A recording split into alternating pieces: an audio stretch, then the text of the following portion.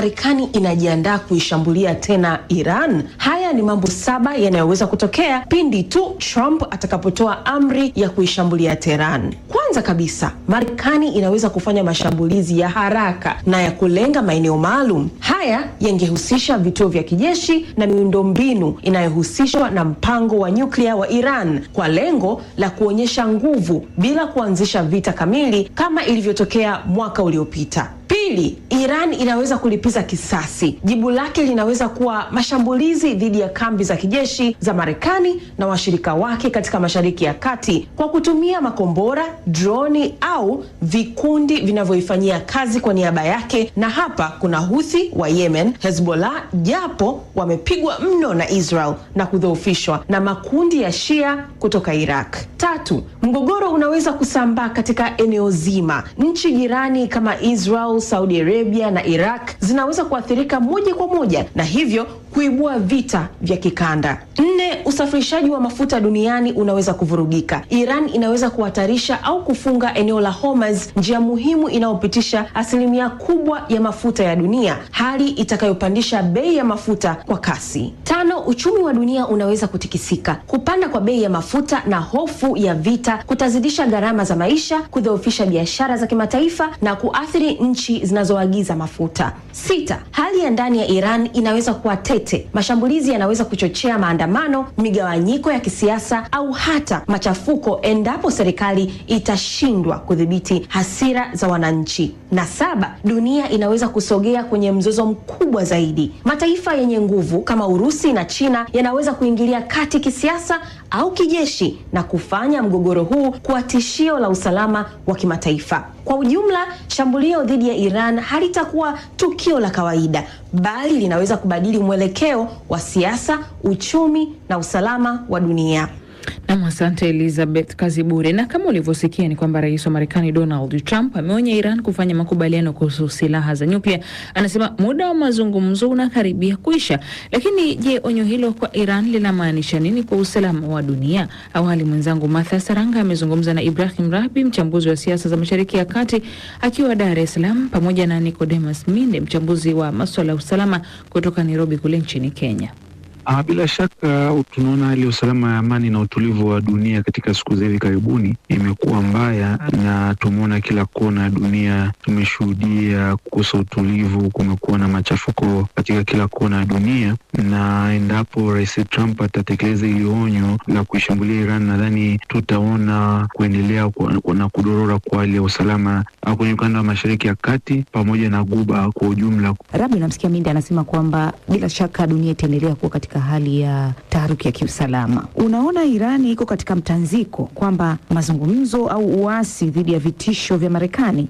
Ni kweli kabisa. Nadhani tumeshuhudia takriban inakwenda sasa karibu wiki ya 3 sasa Irani inaendelea kupokea vitisho, kwa sababu vitisho vya Marekani kwa Irani vilianza wakati maandamano yaliyoanza mwisho wa mwezi uliomalizika wa Disemba, maandamano ambayo ulimwengu wa magharibi unasema maandamano ya amani na Irani ikisema kuwa maandamano ya vurugu. Kwa hiyo tuliona vitisho vya Trump vilielekea kuwa kama watawashughulikia waandamanaji watashughulikiwa, lakini baadaye Trump akasema kama watawaua waliowakamata kwenye vurugu atawashughulikia. Kwa hiyo ni mwendelezo wa vitisho kwa Irani ambavyo Trump amekuwa akivifanya, lakini unaona mamlaka ya Irani nayo ni kama vile imebaki kusimama kwenye sehemu ambayo walisimamia awali na kusema kuwa watajibu kwa nguvu kama watavyoguswa. Kwa hiyo naweza kusema dunia iko kwenye mtanziko na ndio inayosababisha masoko ya duniani yote kushindwa kutulia, kwa sababu hizi ni kauli na majibu ya Donald Trump yanayofanya ulimwengu kuwa hivi. Kwa nini muda unasonga kwa Irani kujadiliana?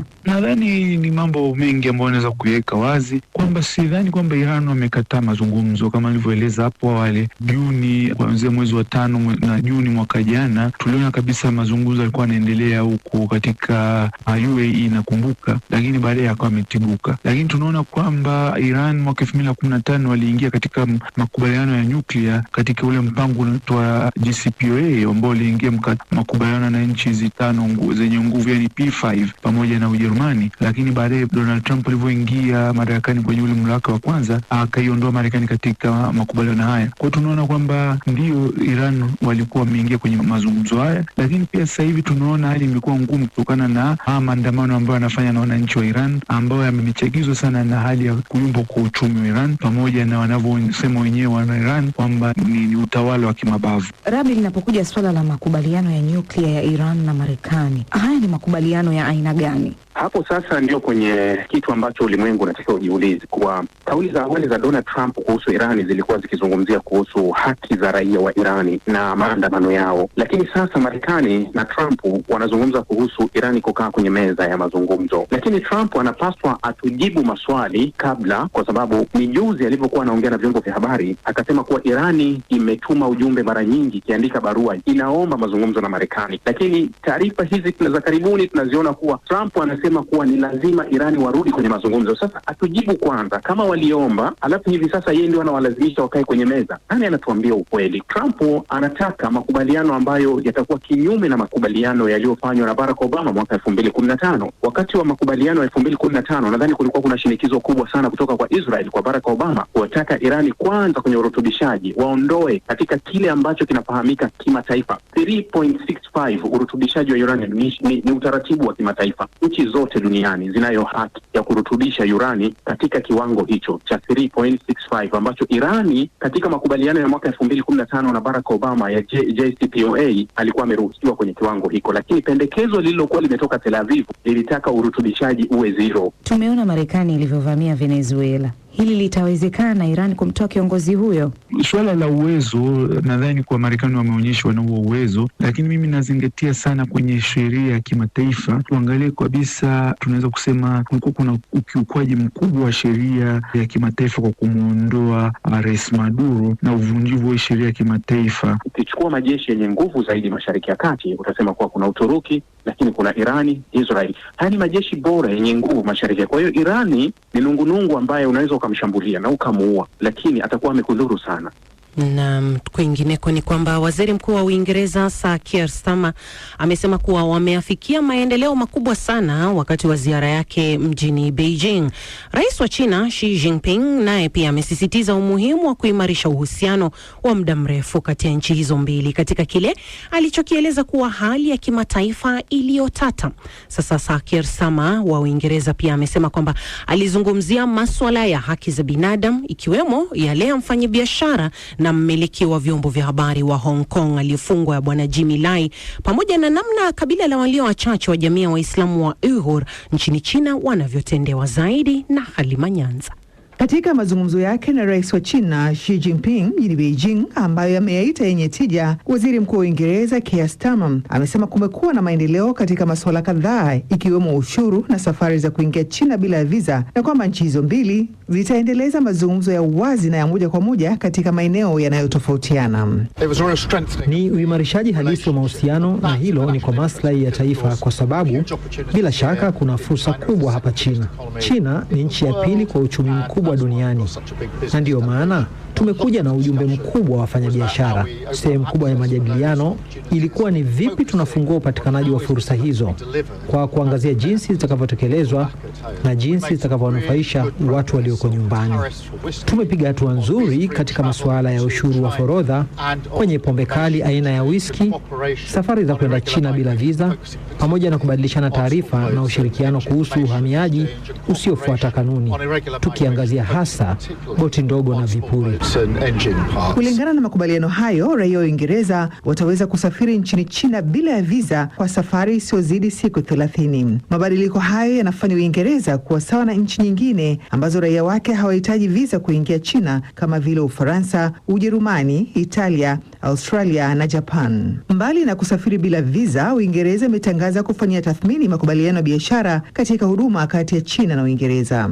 Makubaliano hayo yakikubaliwa yataweka sheria za pamoja kwa makampuni ya Uingereza yanayofanya biashara nchini China, jambo ambalo litarahisisha makampuni ya Uingereza kufanya kazi nchini humo na hivyo kwa makampuni ya China nchini Uingereza. Uingereza ni nchi ya pili duniani kwa biashara ya huduma, hususan masuala ya elimu, utalii na usafiri, na kwamba hatua hizo zinalenga kuongeza thamani ya huduma zinazotolewa na makampuni ya Uingereza kwenda China, ambapo kwa mujibu wa serikali kwa sasa inakadiriwa kufikia pauni ya Uingereza bilioni 13 kwa mwaka. Kwa upande wake, rais wa China Xi Jinping amesema mambo mbalimbali yamekuwa yakijitokeza na mabadiliko yasiyotarajiwa katika uhusiano wa China na Uingereza, lakini amekiri kuwa ushirikiano hauwezi kuepukika. Hapo awali, serikali inayoongoza Uingereza ya chama cha Leba ilitoa mchango muhimu katika kukuza uhusiano kati ya China na Uingereza. Umesema hadharani kuwa China ni fursa na kwamba kushughulika na China si chaguo bali ni jambo la lazima, na yapongeza maneno hayo. China iko tayari kushirikiana na Uingereza kujenga ushirikiano wa kimkakati wa kina na wa muda mrefu wenye uthabiti. Ushirikiano huu utafaidisha watu wa nchi zetu mbili pamoja na dunia nzima kwa ujumla.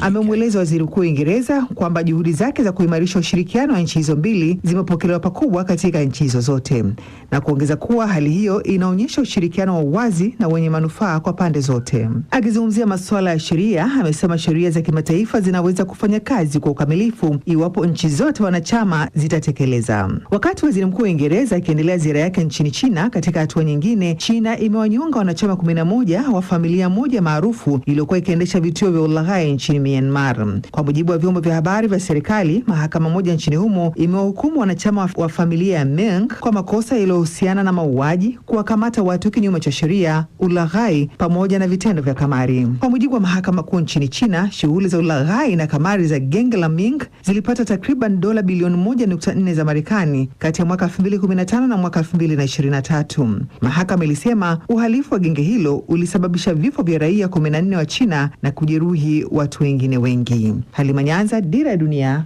BBC. Na asante mhariri wetu Halima Nyanza huyo. Kuna ripoti za milio ya risasi nchini Niger karibu na uwanja wa kimataifa wa ndege ulioko viunga vya mji mkuu Niamey. Mashuhuda kadhaa na video zinazosambaa zinaonyesha mifumo ya ulinzi wa angani ikikabiliana na makombora kadhaa angani mapema leo alfajiri. Taarifa zaidi na Ambia Khirisi.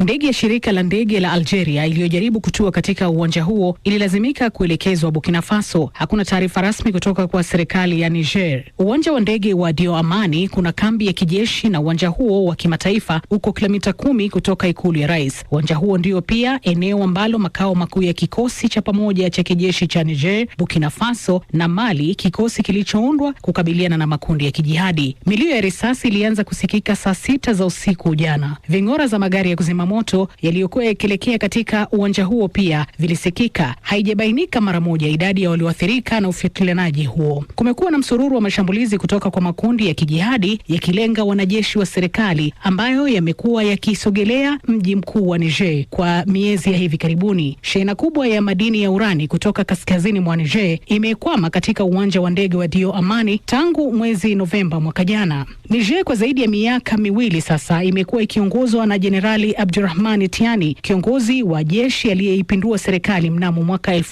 2023. Tangu walipochukua mamlaka nchini, viongozi wa kijeshi wa Niger wamewataka wafungwa wa Kifaransa na wa Marekani waliokuwa wakipambana na wanajihadi waondoke nchini humo. Niger na majirani zake pia yanayoongozwa na serikali za kijeshi wameungana kuunda muungano wao wenyewe unaojulikana kama Umoja wa Nchi za Sahel, na wametangaza kuunda jeshi la pamoja la wanajeshi 5,000 kwa ajili ya operesheni za kijeshi za pamoja. Kulingana na ACLED, shirika lisilo la kiserikali linalofuatilia vifo kutokana na migogoro duniani kote, vitendo vya kigaidi vilisababisha vifo vya takriban watu 2,000 mwaka 2025 nchini Niger. Naam, ni Ambia Hirsi huyo ambayo hivi sasa bado anakuandalia habari kemkem kwenye tovuti yetu ya bbcswahili.com. Hivyo tembelea pale, utaona pale moja kwa moja kuna habari ambazo yeye na wenzake wanaendelea kutayarishia. Lakini vile vile naona kwenye ukurasa wetu wa Facebook kuna Daudi Alona anasema naipenda BBC. Kanefu Muhindo pamoja kutoka Kampala.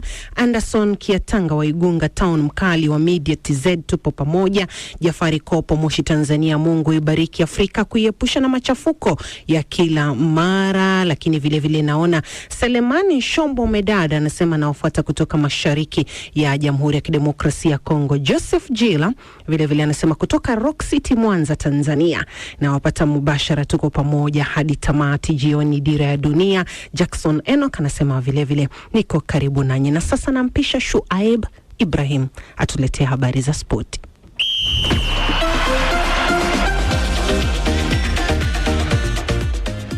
Shukran. Nianze na soka. Kamati ya nidhamu ya shirikisho la soka barani Afrika CAF imezipiga faini timu taifa za Senegal na Morocco pamoja na baadhi ya wachezaji wa timu hizo na maafisa waandamizi kwa makosa ya kukiuka kanuni za nidhamu za shirikisho la CAF.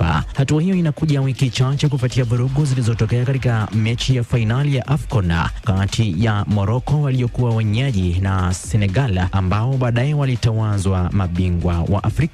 Mechi hiyo ilichezwa Januari 18. Mengi zaidi na Ahmed Bahaja. Naam, sasa katika uamuzi wake kuhusu tukio hilo, shirikisho la CAF limempiga marufuku Papi Bouna Thiaw, kocha mkuu wa timu ya taifa ya Senegal, kwa mechi 5 rasmi za CAF kutokana na mwenendo wake uliokuwa kinyume cha taaluma ya soka na uliokiuka kanuni za nidhamu za CAF za mchezo wa haki na uadilifu na pia kuvuruga mchezo. Kocha huyo pia amepigwa faini ya dola 100,000. CAF pia imempiga marufuku ya mechi 2 mchezaji wa timu ya taifa Senegal Iliman kwa kuonyesha tabia zisizo za kispoti kwa refa. Shirikisho la soka la Senegal pia limepigwa faini ya dola 300,000 kwa mienendo isiyo ya kispoti ya wachezaji wake na benchi lao la ufundi ambayo CAF anasema walikosa nidhamu na kukiuka kanuni zao. Na kwa upande wa Morocco, CAF imemfungia mechi 2 beki wa Atlas Lions Ashraf Hakimi kwa kuonyesha tabia zinazokinzana na mchezo wa soka, yani utovu wa nidhamu. Mchezaji mwenzake wa Morocco Ismail Saibari pia amepigwa marufuku ya mechi 3 kwa makosa yayo hayo na pia amepigwa faini ya dola 100,000. Shirikisho la soka la Morocco pia limepigwa faini ya jumla ya dola 315,000 kwa makosa mbalimbali ikiwemo tabia isiyofaa kwa wavulana waliokokota mipira ama ball boys wakati wa fainali hiyo, na wachezaji wa Morocco pamoja na benchi lao la ufundi kuvamia eneo la VAR na kumzuia refa kufanya kazi yake. Matukio ya kusikitisha yaliyoshuhudiwa katika fainali ya AFCON kati ya the Lions of Teranga na the Atlas Lion yaliyohusisha mashabiki, wachezaji na makocha yaliacha taswira mbaya kwenye soka la Afrika. Barabara kabisa. Nchini England, Crystal Palace wamefikia makubaliano ya kimsingi yenye thamani ya takriban pauni milioni 50 kumsajili mshambuliaji wa Wolves Jørgen Strand Larsen.